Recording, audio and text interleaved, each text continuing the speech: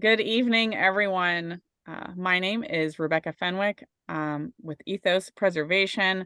Happy to be welcoming you tonight to our special announcement from Georgia's Full Story, an African American Historic Context Statement, which is a project of Ethos. Ethos is partnering with an advisory committee of folks from across the state who have lived experience preserving Black places. This evening, 3 members of our advisory committee are with us to share our special announcement. Tonight with me are Mary Wilson Joseph, Harvey White, and Hermina Glass Hill. Thank you for joining us.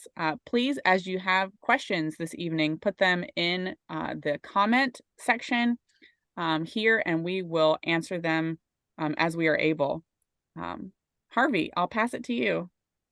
Thank you so much. I'm so happy to be here. My name is Harvey White. I am the education manager at History Cherokee in Canton, Georgia, which is the foothills of the Georgia Mountains. So if you're also in the foothills or in North Georgia and have questions about anything that we're talking about today, feel free to reach out to me and I will be happy to help. Mary, if you want to introduce yourself. Yes, hello again. My name is Mary Wilson Joseph. I'm the African American Programs Coordinator for the Historic Preservation Division, which is part of Georgia Department of Community Affairs. I work for the whole state of Georgia, so if you have any questions about Georgia Full Stories or the National Register, or anything related to historic preservation, I'm happy to assist. Now I'm going to pass it to Hermina. Hermina, you're muted. That's all right. You would think by now we would know that. Hi, my name is Hermina Glass Hill, and I'm a public historian. I'm also the president of the Liberty County Historical Society.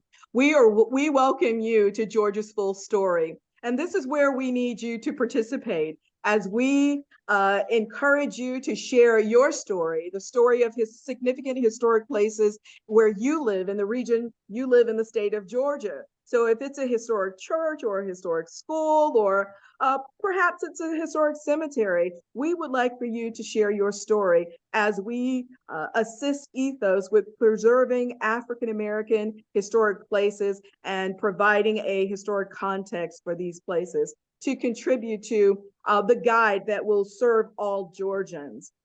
As we progress into this program, I will cue up this video, and this is a video of my family member. She has since passed on. She passed away in 2020 at the age of 88, and I'm so happy that I was able to connect with her around stories, contributing to Georgia's Full Stories. Because oftentimes our elders or elders in our communities, they have these really rich stories to share. We should consider them a library or an encyclopedia for the kinds of knowledge that we need as we work on this Georgia's Full Story project. So this is an interview with my aunt as she talks about growing up in the city of Atlanta and how my family actually came into owning their home.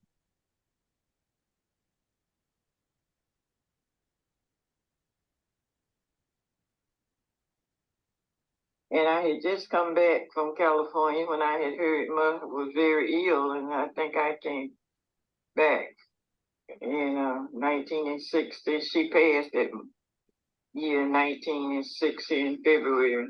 It was Mechanicsville. And we had space because we had never had that much room before, because we lived on Smith Street in 2 rooms. And we moved up to Hubbard Street with my grandmama. So when we moved to 710 Winter Street, it was the first time that we had ever owned a home of our own. They had tore down the houses on Smith Street, and we had to move in with my grandmother, and it was overcrowded.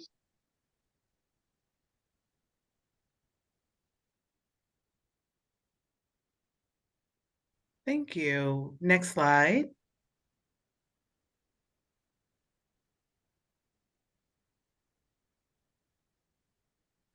So, what is Georgia's Full Story Project? As we mentioned before, Ethos Preservation is gathering information for the creation of a statewide African American context statement, historic context statement. So, what does that mean?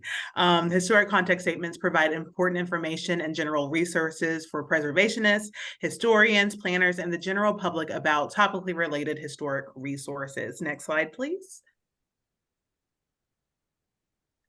We're developing a statewide context statement, document for use by anyone interested in preserving historic resources in Georgia. So you do not have to be an expert by any stretch of the imagination.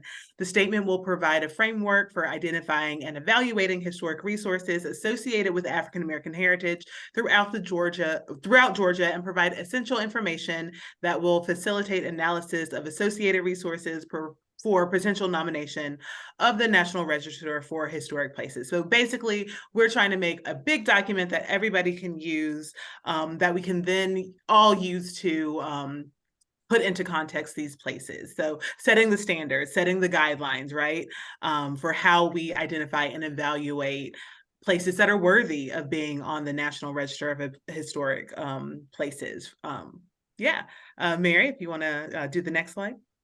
Yes. Thanks, Harvey. So what is the National Register of Historic Places? It is the official list for worthy preservation. It started in 1966 by the National Park Service, and that's where you guys come in. If you have any questions that are buildings that are historic that you found that's beneficial, please put those in Georgia Full Stories. They have to qualify for historic properties, for benefits and incentives, which means it could be grants, just getting that acknowledged that is a historic place for the state of Georgia or even national. So next slide.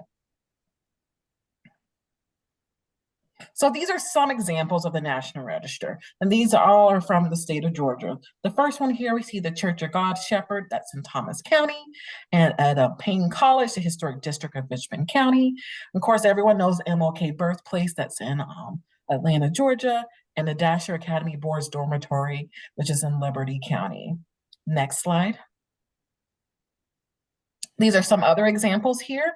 The Central State Hospital Cemetery, the Tabby Slave Quarters in Ossabaw Island, and the Color Waiting Room and Eastman Bus Station in Dodge County. Again, these are some examples. If you do have questions that maybe you don't think it's historic, go ahead and put it down anyway. We can tell you if it's not.